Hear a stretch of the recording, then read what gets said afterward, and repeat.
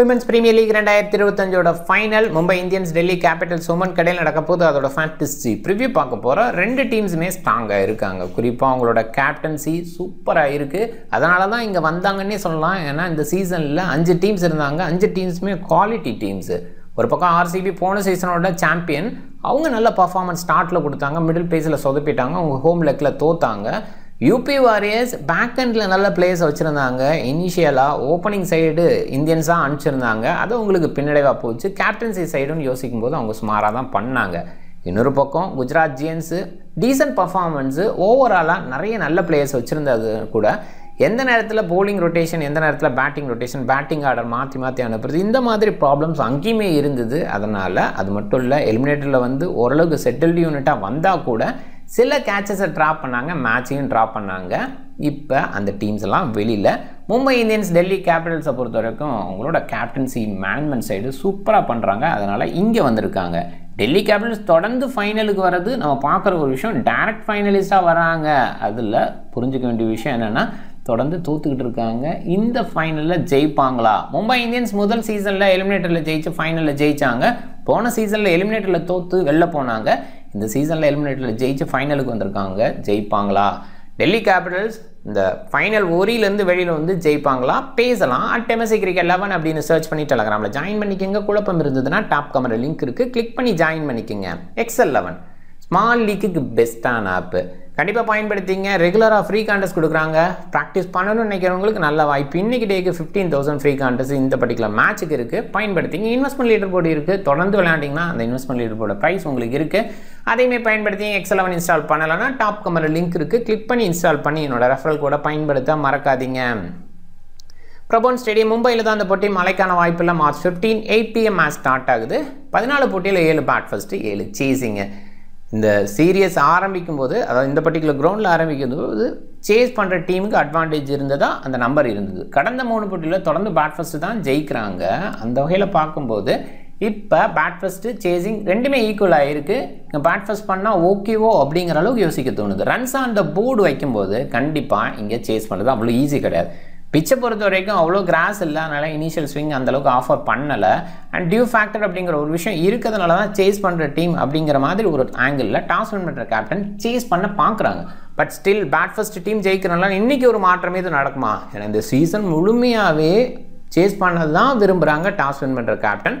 அதுலேருந்து ஒரு மாற்றம் நடக்குமா பார்க்கணும். 172 பேட் ஃபர்ஸ்ட்டுக்கான ஆவரேஜ். இது சூப்பர் நம்பர். விமன் கிரிக்கெட் பொறுத்தவரைக்கும் 150+ வந்தாவே அது சூப்பர் பேட்டிங் ட்ராக்னு சொல்லலாம். 172ங்கும் போது இது பெல்டர் அப்படின்னு தான் சொல்லணும். கிராஸ் அவ்வளோவா இல்லை, ஃப்ளாட்டராக இருக்குது, கொஞ்சம் டவுன் ஆகும். டியூ ஃபேக்டர் அதை மேனேஜ் பண்ணுது. பேட் ஃபர்ஸ்ட்டு பவுல் ஃபர்ஸ்ட்டு பெரிய டிஃப்ரென்ஸ் இல்லை. ரன்ஸ் ஆன் த போர்டு வைக்கும்போது செகண்ட் ஹாஃபில் ப்ரெஷர் ஆகிறாங்க, அதில் தான் அவுட் ஆகிறாங்க.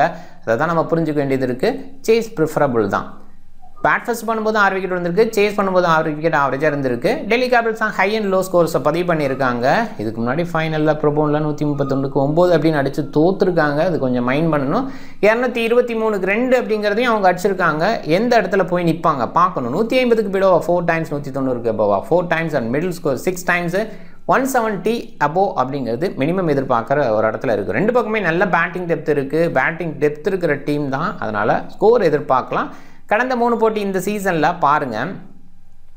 இதில் குறிப்பிடத்தக்க விஷயம் என்னென்னா, மும்பை தொடர்ந்து இந்த பர்டிகுலர் கிரவுண்டில் விளையாண்டுட்டு இருக்காங்க. 4வது போட்டி WPL தொடர்ந்து இது முதல் முறையாக அப்படின்னே சொல்லலாம். 4வது போட்டி தொடர்ந்து விளையாடுறாங்க மும்பை. அதில் ஒரு போட்டியில் RCBக்கு எகென்ஸ்டாக தோத்தாங்க. RCB 199 188 வரைக்கும் வர முடிஞ்சுது. இதை பார்த்தோம். So and once again bat first டீமுக்கு அட்வான்டேஜ் இருக்கா? மும்பை ஜெயிப்பாங்களா? ஏன்னா பிரபோன் வந்து மும்பைக்கு ஃபேவராக இருந்தது. ஒரே ஒரு போட்டி தோத்தது தவிர்த்துன்னு பார்க்கும்போது மும்பை இங்கே நிறைய ஜெயிச்சிருக்காங்க. அந்த ஒரு விஷயத்தை பார்க்கணும். மும்பை இந்தியன்ஸ் டாப் 5 எப்பயுமே பெஸ்ட் அவுட்புட்டை கொடுப்பாங்க. அவங்க பெஸ்ட் ரிசோர்ஸை மேலே யூஸ் பண்ண பார்க்குறாங்க. அந்த வகையில் பேட்டியாக பின்னாடி தள்ள பார்த்தாங்க. அது பார்க்கணும். பேட்டியாக அந்தளவுக்கு ஃபார்மில் இல்லை. இப்போ போன போட்டி மறுபடியும் ஓப்பன் பண்ண வச்சாங்க. எம்லிகர் ஓப்பன் பண்ணிகிட்டு இருந்தாங்க மிடில் பேஸில். எமிலிகர் அண்ட் மேத்யூஸ் பேட்டியாக மறுபடியும் மேலே அனுப்புகிறாங்க. யாஷிகா பட்டேல் பெஸ்ட் அவுட்புட்டை கொடுப்பாங்களா இன்றைக்கி அப்படின்னு பார்க்கணும். நல்ல டச் இருந்தது போன போட்டியில். சடனாக அவுட் ஆனாங்க, அது கொஞ்சம் அன்ஃபார்ச்சுனேட்டு. மேத்யூஸ் சீவர் பிரண்ட் ஃபார்முக்கு இருக்காங்க. ஏன்னா சீவர் பிரண்ட் இந்த சீசனுக்கு முன்னாடி ஃபார்மில் இல்லை, பட் இந்த சீசன் ஸ்டார்ட்லேருந்தே ஃபார்மில் இருக்காங்க. அலி மேத்யூஸ் இந்த சீசன் ஸ்டார்ட்டில் ஃபார்மில் இல்லை, மிடில் பேஸில் ஃபார்முக்கு வந்தாங்க. இப்போ அந்த ஃபார்மை கண்டினியூ பண்ணுறாங்க. போன மேட்ச்சில் 2 பேருமே ஈக்குவல் ஸ்கோர் சூப்பராக அடித்தாங்க. அது ஞாபகம் இருக்கும். ஹர்மன்பிரீத் இந்த மாதிரி பிக் மேட்ச்னா பெரிய பிளேயர் பெரிய அவுட்புட் கொடுப்பாங்க அப்படின்னு சொல்லுவாங்க. இவங்க அந்த மாதிரி பிளேயர் தான். செம அவுட்புட்டு கடந்த 2 போட்டியில் கொடுக்குறத பார்க்குறோம். ஹெமிலிக்கர், அமன்ஜோத்கர் மிடில் பேஸில் நல்ல ஆல்ரவுண்டர்ஸ். ஹெமிலிக்கர் பேட்டிங்கில் அவ்வளோ டச் இது வரைக்கும் இல்லை. கடைசி போட்டிலையும் அப்படி தான் போவாங்களா இல்லை பெட்டர் அவுட்புட் கொடுத்துட்டு போவாங்களா பார்க்கணும். அமன்ஜோத்கரோட பேட்டிங் பிளே டீசெண்டாக இருக்குது. போலிங் பேஸில் வீச விட்டா சூப்பராக பண்ணுறாங்க.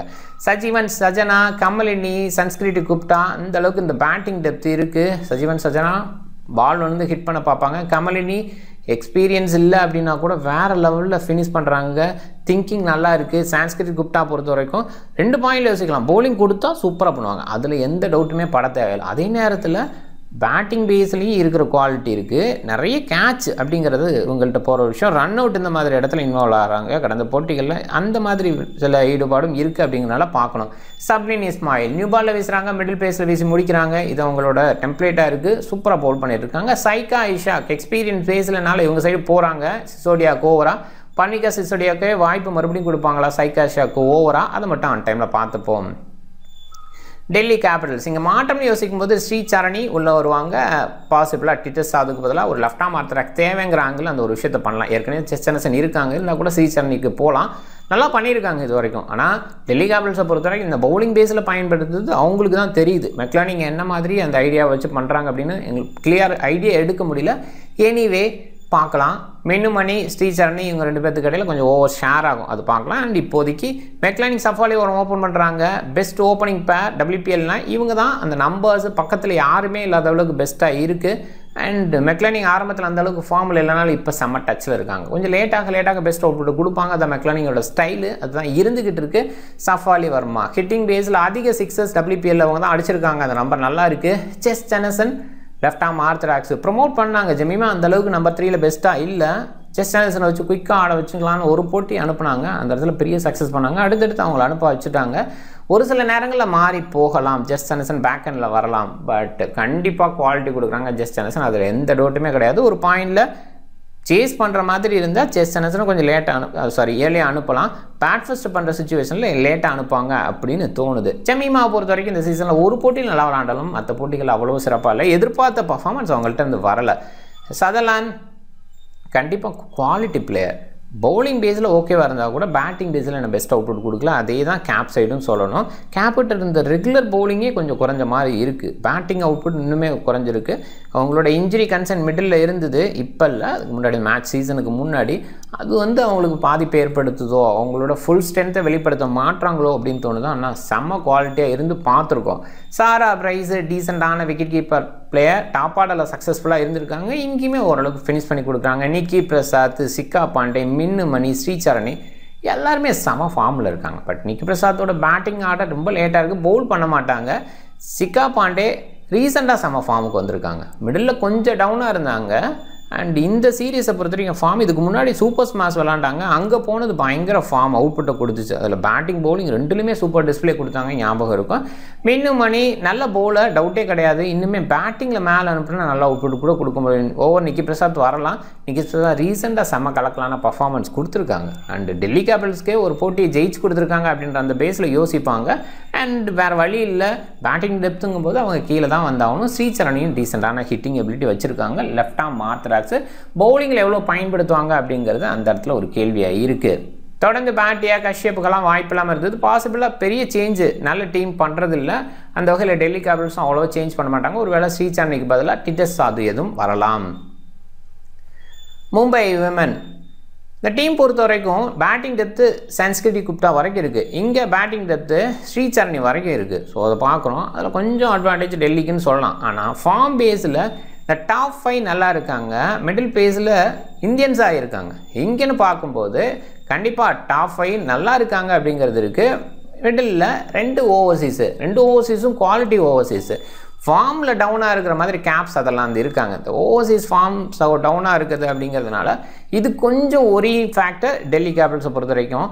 ஆரம்பத்தில் மெக்லானிங்கோட ஃபார்மும் ஒரியாக தான் இருந்தது. அவங்க கொஞ்சம் கம்பேக் பண்ணிட்டாங்க, பிரச்சனை இல்லை. பட் அவங்க வந்து ஸ்பின்னர்ஸுக்கு கொஞ்சம் தடுமாறுற மாதிரி ஒரு சில விஷயத்தை ஏற்படுத்திட்டாங்க. அவங்க அவுட் ஆனாங்கன்னா கண்டிப்பாக ஒரியில் போய் தள்ளுற மாதிரி இருக்கும். சஃபாலி வர்மாவோ ஒரு சில நேரங்களில் நம்பலாம். சேஸ் பண்ணும்போது சக்ஸஸ்ஃபுல்லாக இருந்திருக்காங்க.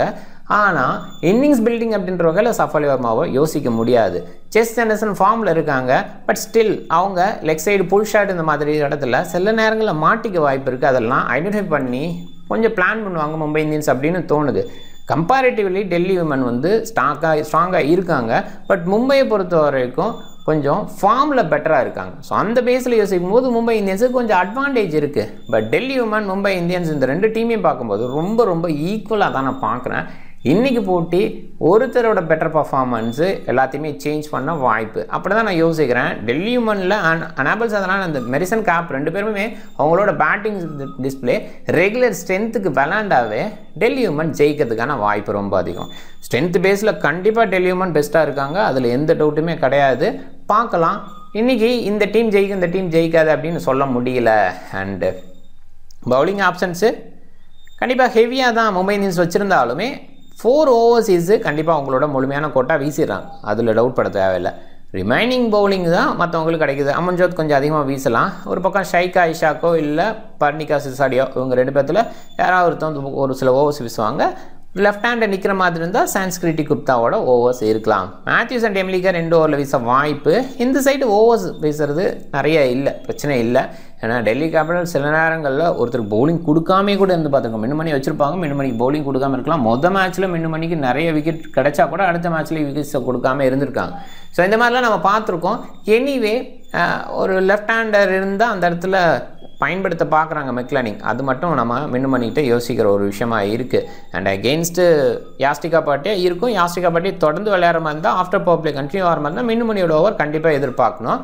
இங்கே ஜெஸ் ஜெனரேஷன், சதர்லேண்ட், மெரிசன் கேப், சிக்கா பாண்டே முழுமையாக வீசுகிறாங்க. ஸ்ரீசனையோட ஓவர் ஒரு சில ஓவர் இருக்கலாம். ஜெஸ் ஜெனரேஷன் அனாபலோட எண்ட் ஓவர் எதிர்பார்க்குறோம். ஹெட் டு ஹெட் பார்க்கும்போது டெல்லி கொஞ்சம் பெட்டராக இருந்திருக்காங்க, மும்பையோட ஃபைட் பண்ணி நல்லா இருந்திருக்காங்க, அதை பார்க்குறோம். ரீசெண்டாக மும்பையோட வின்னு 5 மேட்சஸில் 3 மேட்சஸ் இருந்திருக்கு. டெல்லிக்கு எகென்ஸ்டாக ஒரு தோல்வி, ஆர்சிபிக்கு எகென்ஸ்டாக ஒரு தோல்வி. டெல்லி கேபிட்டல்ஸ்னு பார்க்கும்போது ரீசெண்டாக 3 போட்டி ஜெயிச்சிருக்காங்க, குஜராத்தோட தோற்றுருக்காங்க, யூபியோட தோற்றுருக்காங்க.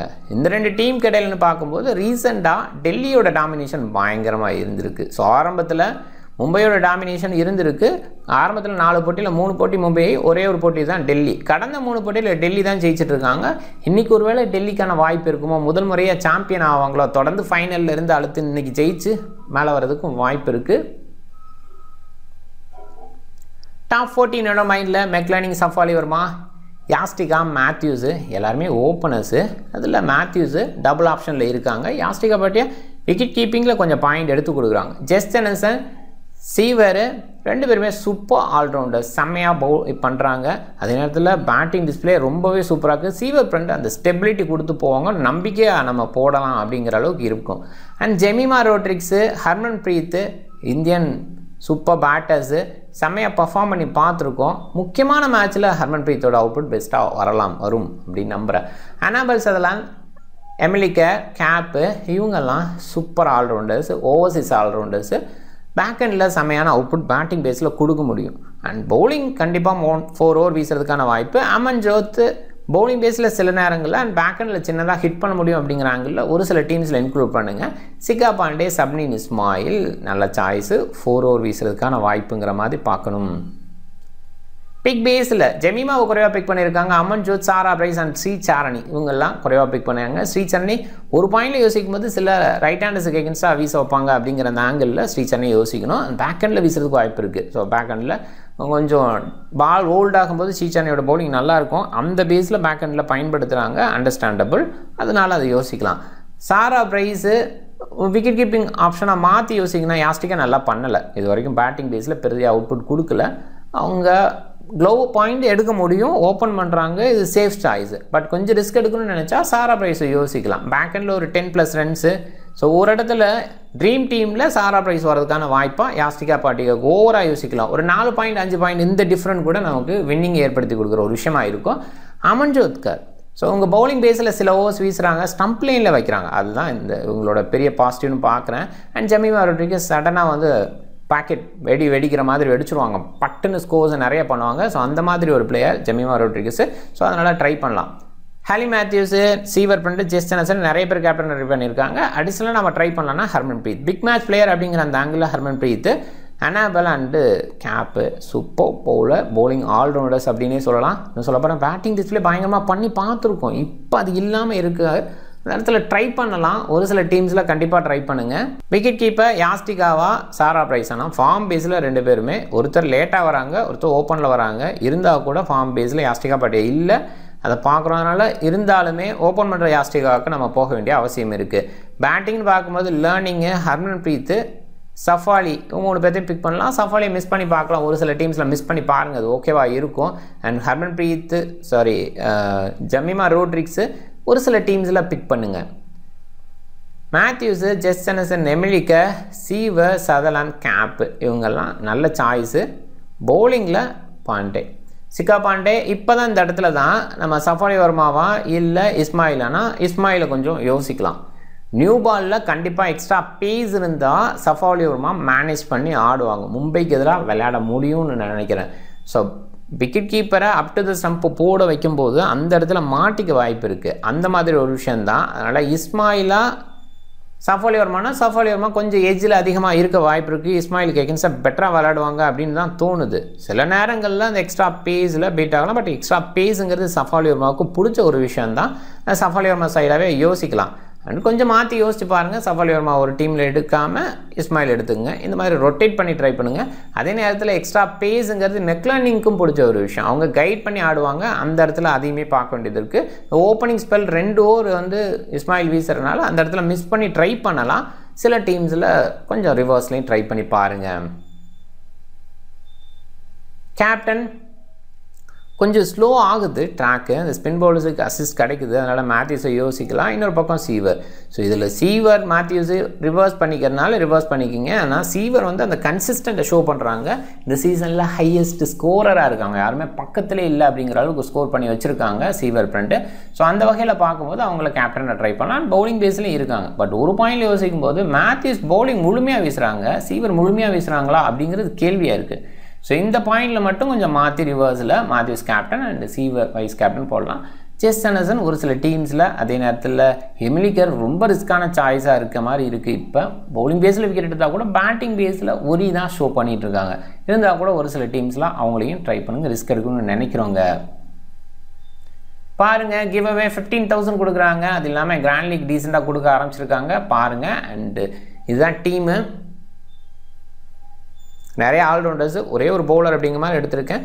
இங்கே இஸ்மாயில் எடுக்கணும் அப்படின்னு நினச்சா யாராவது ஒருத்தரை வெளியில் தள்ளணும். அண்ட் அமன்ஜோத் கார் ஒரு சில டீமில் பிக் பண்ண பாருங்கள். ஹர்மன்பிரீத் கார் கடந்த சில போட்டிகளில் நல்லா விளையாடுறாங்க. அண்ட் முக்கியமான மேட்சஸில் எப்பயுமே பெஸ்ட்டாக விளையாடுவாங்க அப்படின்றதுனால எடுத்திருக்கேன்.